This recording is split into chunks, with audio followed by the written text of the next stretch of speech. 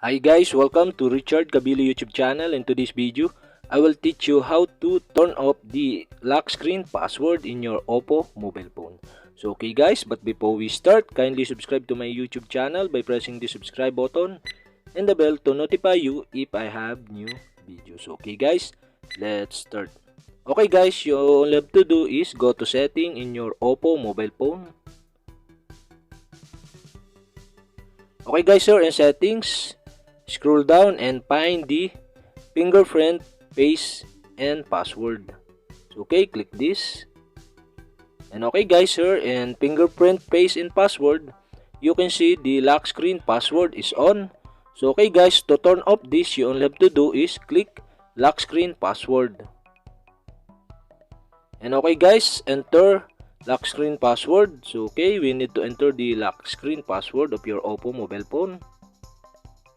And after that guys, you can see the turn off password.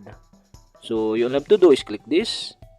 And okay, we need to enter again the lock screen password of your Oppo.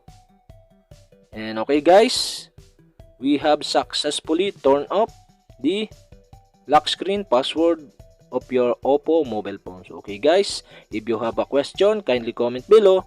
And don't forget to hit the subscribe button and the bell to notify you if I have new videos. Okay guys, thank you for watching.